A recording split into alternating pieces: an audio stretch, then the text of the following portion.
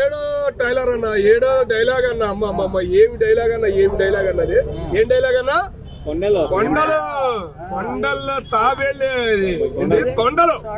కొండల్లో తొండలు ఎరుగుతుంది. మీరెక్కడ కొండల్ని పుణ్యక్షేత్రాలుగా మార్చే మేమెక్కడ, పూజించే మేమెక్కడ. మా డైలాగ్ అబ్బా ఏమి చెప్పినాడు అబ్బా బాలయ్య అన్న. జై బాలయ్య అనాల్సిందేనన్నా. ఆ తిసోలో ఇట్ట గుద్దాడే దిగిందన్న, శత్రువులకు మొత్తానికి దిగింది. అది మా హిందూపురం ఎమ్మెల్యే అంటే జై బాలయ్య అనాల్సిందే. అదన్నా లెక్క. అడిగనా ఎలా ఉండబోతుంది అక్కడ? ఇంకా ఎలా ఉండని అనటం వేస్ట్ అన్నా. ఏడో డైలాగ్ కే 7 తరాలు చూసేశారు మా బాలయ్య బాబుని. ఏడో డైలాగ్ తో ఓకేనా. రేపు 5వ తారీఖున మహాకుంభమేళ జరగబోతుంది ఏపీలో ప్లస్ తెలంగాణలో, తెలుగు రాష్ట్రాల్లో మహాకుంభమేళ జరగబోతుంది. బాలయ్య ఫ్యాన్స్ చాలా రాత్రి నుంచి ఫుల్ హ్యాపీగా ఉన్నారన్న. డైలాగ్ తో అబ్బా ఫుల్ హ్యాపీ. సోలమన్నా ఏమి దిగిందన్న, వెనక్కి వస్తే ముందుకు రావడం ఏందన్నా. బాలయ్య అంటే అదన్నా.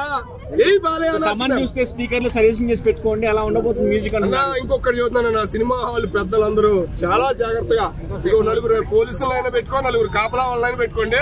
మీరు ఫుల్ జాగ్రత్తగా ఉండడం చాలా మంచిదన్న.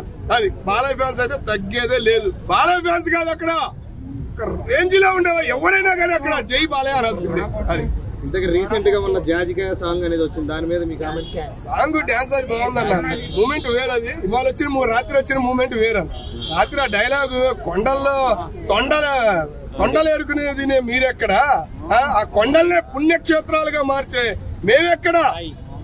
డైలాగ్ అన్న, అది డైలాగ్ అంటే బాలయ్య బాబు డైలాగ్.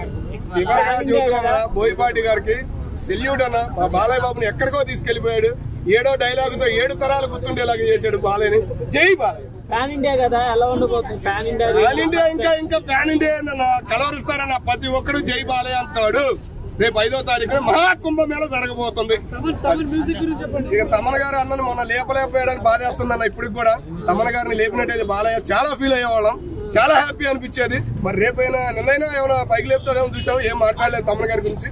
మరి రేపు 5వ తారీఖు ఏమైనా లేపుతారు, మనమే లేపుతాం తమన్ గారిని. అయితే అంత హ్యాపీ అనిపించింది.